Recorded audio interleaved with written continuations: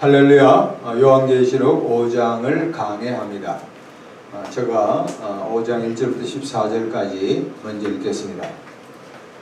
내가 보매 보좌에 앉으신 이의 오른손에 두루마리가 있으니 안팎으로 썩고 일곱인으로 봉하였더라.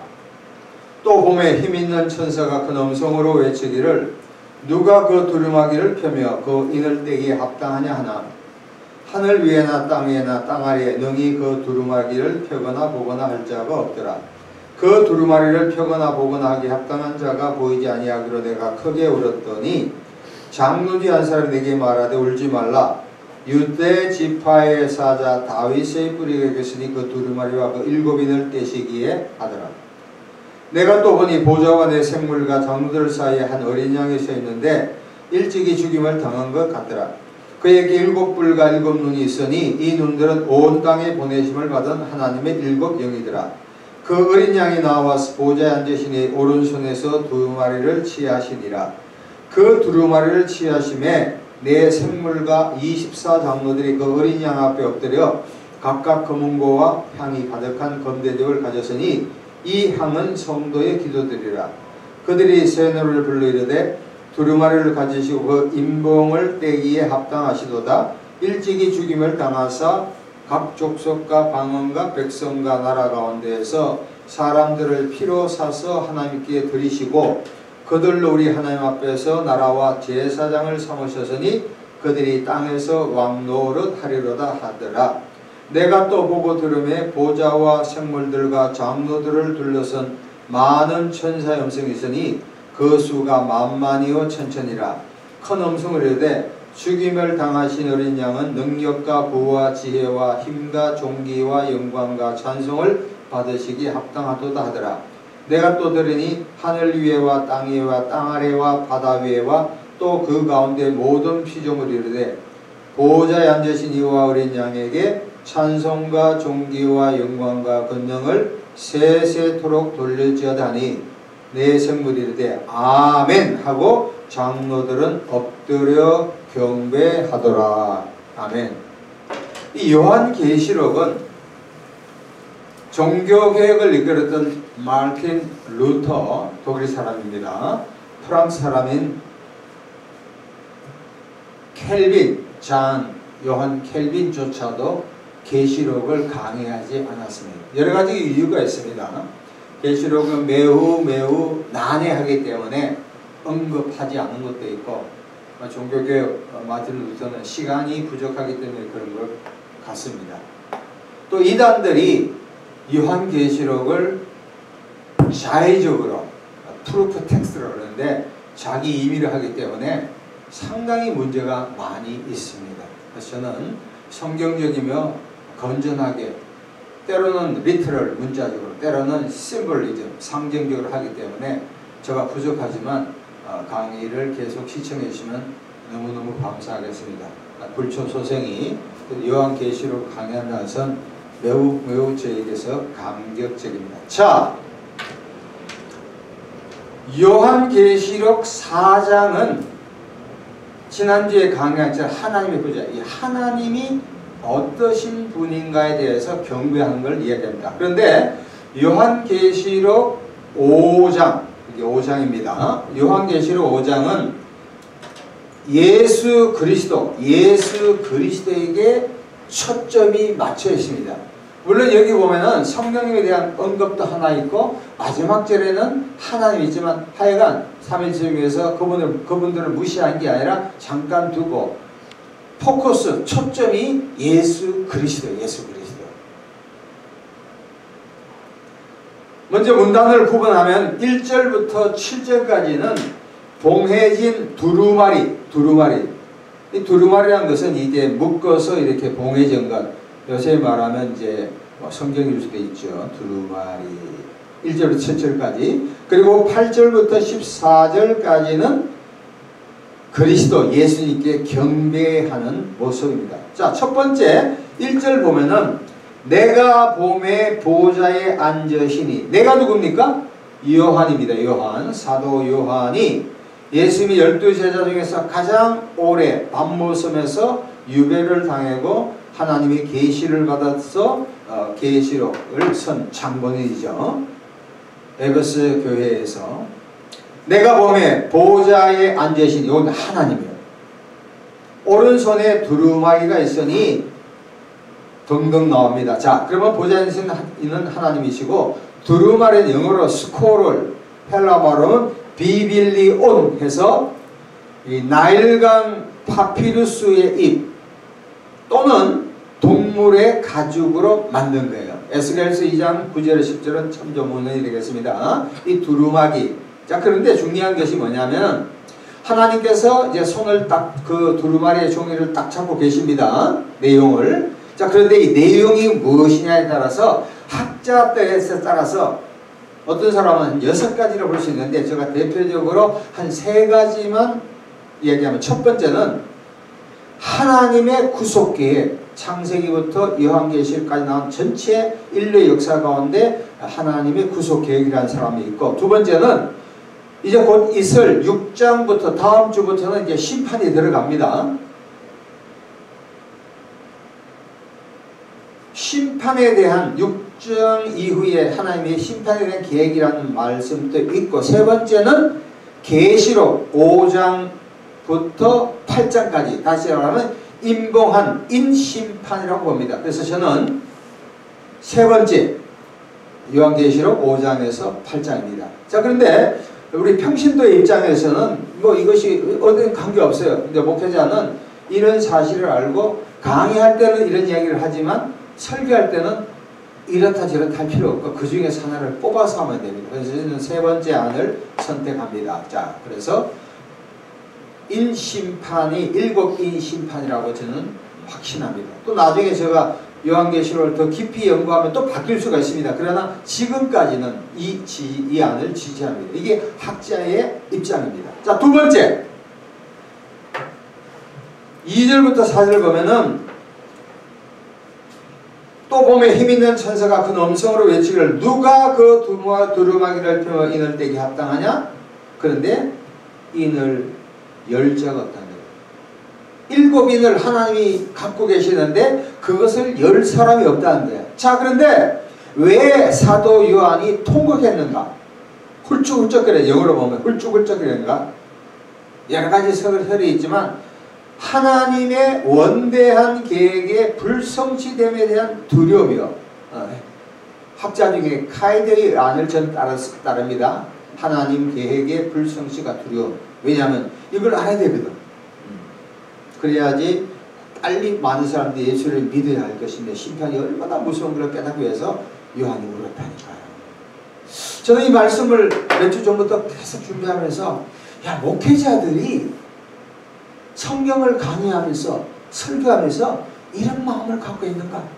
아유, 믿으려면 믿고 만되면 말아라. 빨리 지옥에 가라. 이런 단순한 생각이 아니라 너무나 많은 사람들이 세상에 빠져있고 세상에 취해있고 죽어가는 영혼들에게 진짜 우리가 메시지를 전파함으로 사람들이 하나님께 돌아와야 된다. 예수 믿어야 된다. 성령을 의지해야 된다는 거죠. 그러한 안타까운 마음, 불쌍한 마음, 가력한 마음을 우리가 갖기를 예수 이름으로 축원합니다. 예. 세 번째는 어린 양이요. 상당히 중요한 구절 중에 하나입니다. 5절에서 7절을 보면 그 중에서 장로 중에 한 사람에게 울지 말라. 그 다음에 유다 지파의 사자 다윗의 뿌리가 있으니 두루마리와 7인을 그리고 6절에 또 내가 보니 보좌와 내 생물과 장들 사이에 한 어린 양이 있죠. 어린 양. 여러분 보세요. 어린 양 그러면 딱 터오는 게 출애굽기 12장 이스라엘 백성이 출애굽할 때 어린 양. 자, 그래서 여기서 포인트는 뭐냐면 유대 지파의 사자. 유대 지파 사자는 창세기 49장 9절에서 10절까지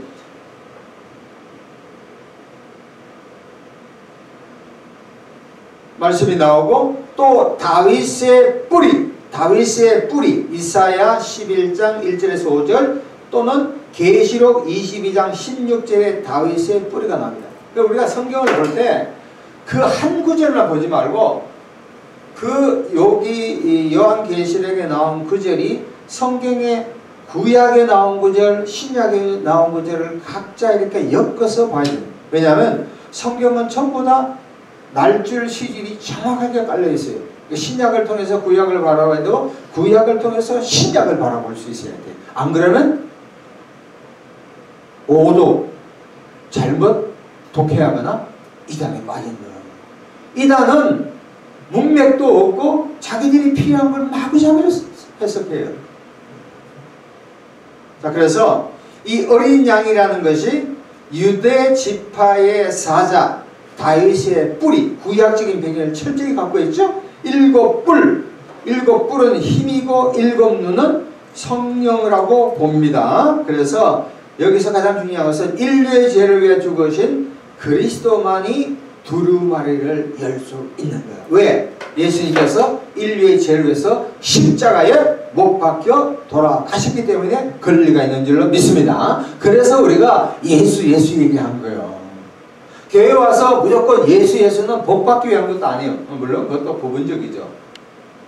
너무나 많은 사람들이 물질적인 복을 이야기해요. 물질적인 복을 받으면 교인들 많으면 그것도 중요하죠. 헌금도 많아야 되고 건물도 지어야 되고 선거도 해야 되고. 그러나 그것보다 더 중요한 것은 예수님께서 우리 죄를 위해서 십자가에 못 박혀 죽었기 때문에 우리가 예수의 찬양을 많이 불러야 돼요. 복음성가를 부를 때 내가 만난 누구가 중요한 게 아니라 예수님이 십자가에 못 박혀 인류의 죄를 위해서 죽었다는 것이 기독교에서 가장 중요한 진리예요. 그 다음에 피지컬 블레싱, 물질적인 복이 임하는 거예요. 너무나 많은 사람들이 물질적인 복은 임했지만 영적인 것을 알지 못하면 물질은 템포를 일시적으로 날아가거든요. 영원하지가 않아요. 어린 양은 예수 그리스도다. 자, 그러고 나서 8절부터 14절까지는 예수님께 경배하는 겁니다. 자, 8절 보세요. 여기서 우리가 주목해야 될 8절인데 그 두루마리를 취하시면 어린 양 예수님이 딱 두루마리를 말씀을 딱 붙잡습니다. 내 생물과 24장로들이 어린 양 앞에 엎드려 각각 금은고와 향이 가득한 금대접을 가졌으니 이 향 냄새 나는 거죠? 뭡니까? 성도의 기도라는 거야. 제가 이걸 대충 알지만 이 말씀을 준비하면서 야 그렇구나. 여러분 향을 피워보세요. 옛날에 제사지만 향이 올라오잖아요. 향은 밑에서 위로 올라가죠. 밑에 내려간 게 없다고. 마찬가지로 우리 그리스도인들이 예수 그리스도의 이름으로 기도할 때 그 기도는 반드시 땅에 떨어지지 아니하고 하늘나라 하나님이 받으신 줄로 믿습니다. 그 기도해야 돼요. 기도 없이 장사하는 거, 기도 없이 목회하는 거, 기도 없이 자녀 키우는 거, 기도 없이 무엇을 하는 것은 사상 누각, 모래성 쌓기. 조국 강단을 보면은 한국 경제를 보면은 지금까지 하나님의 은혜로 북악산이다 여러가지 산마다 우리 많은 참 무명의 성도님들이 한국교회를 위하여 지도자 위정자를 위해서 참 많이 기도했습니까? 그 결과 우리가 경제 대국이 되었습니다. 제가 최근에 동남아를 가보니까 동남아가 지금 라이징 떠오르는 거예요. 지금 한국이 지금 반도체 해가지고 지금 미국은 중국 제품을 쓰지 말라고 한국에 압력을 넣죠. 삼성만 들어도 작년 완전히 반토막이 무역 적자입니다. 이제는 단순히 팔아가 안 돼. 기술이 고도해야 되고 첨예해야 돼. 특별히 과거에 한국교회가 성도님들이 눈물을 흘리는 기도를 통해서 우리가 경제적으로 이렇게 잘 먹고 잘 사는데 여기에 그치면 아무런 의미가 없어요. 우리가 더 바르게 살고 기도하고 하나님 뜻대로 갈 때 하나님께서 이제 랭킹 5번째 들거나 그래서 우리가 더 선교에 성교에 전념할 수 있다고 저는 봅니다. 자, 그래서 이 성도의 기도가 얼마나 중요한지. 그래서 저는 교인 중에 가짜 사쿠라 교인하고 진짜 교인의 차이가 뭐냐? 여러 가지가 있어요. 그 중에 가장 중요한 게, 목사님 저를 위해서 기도해 주세요. 진짜요. 왜? 기도의 능력을 아니까. 기도 없이, 하나님의 도움 없이 내가 마음대로 하겠다? 해보라지. 백전백일패 안 된다. 특별히 우리 부모된 분들은 우리 자녀들을 위해서 계속 기도해야 돼요. 제가 미국에서 목회할 때입니다. 아들이 의과대학을 입학했어요. 부모가 갑자기 새벽 기도에 나온 거예요. 그래서 나중에 물어봤죠. 아니 왜 새벽 기도에 나옵니까? 그러니까 아들이 의과대학을 가니까 같이 있지 못하니까 멀리서 기도해 줍니다. 아, 그렇구나. 부모가 자녀를 위해서 기도해 주는 자는 절대 망하지 않았다. 또 하나 우리 나이 많은 똘똘한 전산주가 알고 있습니다. 이분이 이런 재미있는 이야기를 해요. 그의 어머니가 자기를 위해서 엄청나게 기도했대요. 그 어머님이 자기를 위해서 기도해 줄 때는 어려운 문제가 없었대. 근데 지금부터는 굉장히 어렵대. 왜? 자기가 기도 안 하니까. 그러니까 가장 중요한 것은 본인도 기도하고 주변에서 기도해 준 거죠. 물론 당연히 기도해야지. 그러나 내 주변에 기도하는 동지, 기도하는 사역자, 기도해 준 사람 있으면 날개 다는 거야. 날개 다는 거야. 그래서 여러분 주변에 술 친구도 많고 뭐 밥 먹는 친구도 있고 놀러간 친구, 뭐 해외여행 등등 있지만 기도하는 형제와 자매를 많이 만들기를 예수 이름으로 축원합니다. 예. 자, 그 다음에 9절 보면은 찬양합니다. 그들이 새 노래 부르려되 두루마리를 가지시고 인봉을 띠게 합당하시 일찍이 죽임을 당하사 각 족속과 방언과 백성과 나라 가운데서 사람들을 피로 사서 하나님께 드리고 그들로 우리 하나님 앞에 나라와 제사장을 삼았으니 그들이 땅에서 왕노를 하지. 이걸 분석해보면은 이들이 기도한 게 뭐냐면 예수님께서 십자가에 죽으셨다.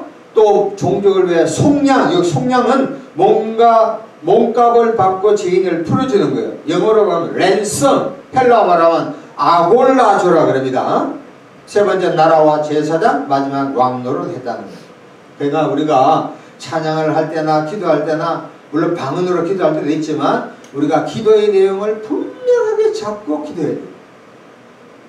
자, 마지막으로 포인트가 천사들이 하는 건데 11, 12절이 예수님의 찬양의 내용입니다. 11절, 12절 적어있습니다. 또 내가 또 보고 들으매 보좌와 생물들과 장로들을 둘러선 많은 천사 음성이 있으니 그 수가 만만이여 천천이라. 엄청난 겁니다. 큰 음성이 이르되 죽임을 당하신 어린 양은 능력과 부와 지혜와 힘과 존귀와 영광과 찬송을 받으시기 합당하다.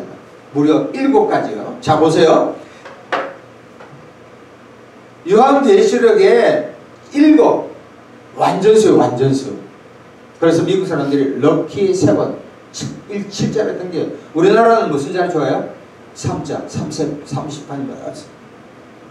자, 근데 여기 7가지 예수님에 대한 찬양 내용입니다. 우리가 속성, 어트리뷰트, 하나님에 대한 그 속성을 이야기하면 많아요. 하나님에 대해서. 전지전능하시며 무소부재하시며 거룩하시며 사랑이 많으시며 한 수십 가지 될 거예요. 근데 예수님에 대한 속성은 잘 몰라요. 그래서 제가 이거 조직신학책이나 여러 가지 책을 뭐 인터넷에서는 다 봤지만 예수님에 대한 속성은 많지가 않더라고. 주로 예수님은 마태, 마가, 누가, 요한복음에서 나와서 그분이 인카네이션, 요한복음 1장 14절에 말씀이 육신이 되어서 오셨다, 기적을 행했다 등등이지만, 그래서 매우 좀 어려운데 나름대로 찾아보니까 7가지입니다. 능력은 파워예요. 파워.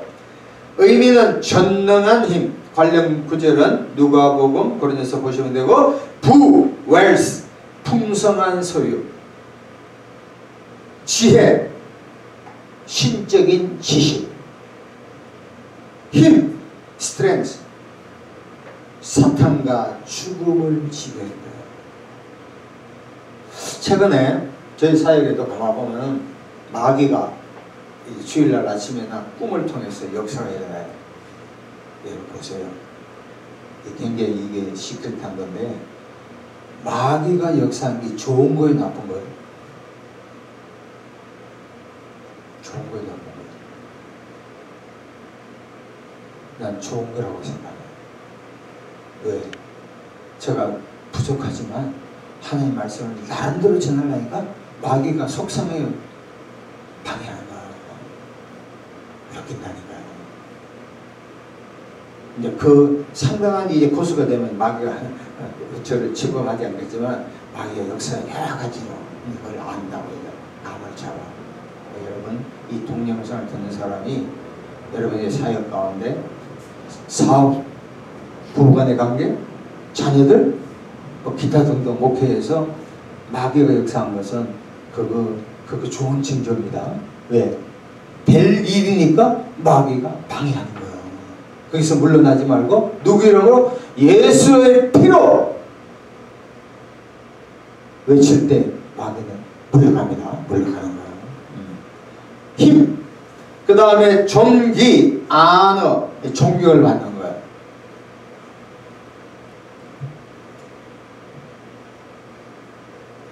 빌립보서 2장 11절, 영광, 글로리, 신적인 비추임, 찬양, 프레이즈, 노래가 아닌, 가요 무드가 아닌 신령한 노래.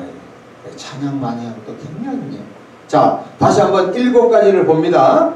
예수님은 능력도 많으시고, 부도 있으시고, 지혜로우시고, 힘이 있으시고, 존귀하시며, 영광을 받게 합당하시며, 찬송을 받아야 할 분인 줄로 믿습니다. 그러니까 우리가 예수를 얘기할 때 최소한 이외에도 많이 있지만 7가지 속성이 있는 거예요.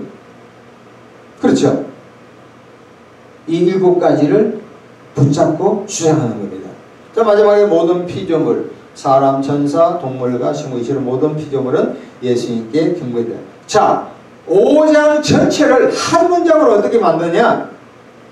있습니다. 모든 만물은 봉인된 두루마기를 연 그리스도를 경배해야 한다. 이 굉장히 이걸 하나로 만들 수 있어요. 그래야 설교가 나오고, 그래야 강의가 나오고, 그래야 강의하던 설교한 사람 머릿속에 전체적인 문맥을 딱 갖고 하면은 3,000% 빠지지 않아요. 그렇지 않으면 서울역에서 KTX 기차를 타고 천안역에서 전라도를 갈까, 대구를 갈까, 포항을 갈까, 군산을 갈까, 강원도를 갈까, 오락가락 하다가 세월 나가는 거야. 자기 아무도 몰라. 이런 말씀을 배워야 돼요. 그러니까 설교자가 주일날 뭐 설교를 하든 뭐 하든 간에 모든 강의에서 전체적인 맵을 다 깨고 있으면 조금 빠지더라도 돌아와. 예를 들어가지고 천안 삼거리에서 오늘 부산에 가야 돼. 그럼 전라도 길을 돌았단 말이야. 그럼 빨리 빠져야 되는데 그것도 모르고 저 순천까지 가가 어이구야 그가 다시금 오르면 인생 뭐 하는 거야? 고생한다고. 정리합니다. 오늘 요한계시록 5장 전체에서 전체적인 타이틀은 예수 그리스도에게 경배하는 거야. 그건 뭐냐? 모든 그리스도인들은 이런 7가지 권능과 속성을 가지고 있는 예수님께 우리가 죽을 때까지 경배와 찬양을 드려야 할 줄로 믿습니다. 기도하겠습니다. 하나님 아버지 감사합니다. 저희들 약하고 무능합니다. 예수님의 능력과 부지혜와 힘과 존귀와 영광을 찬양성을 예수님께 드릴 수 있는 은혜를 더하여 주시옵소서. 예수 그리스도 이름으로 감사하며 기도합니다. 아멘.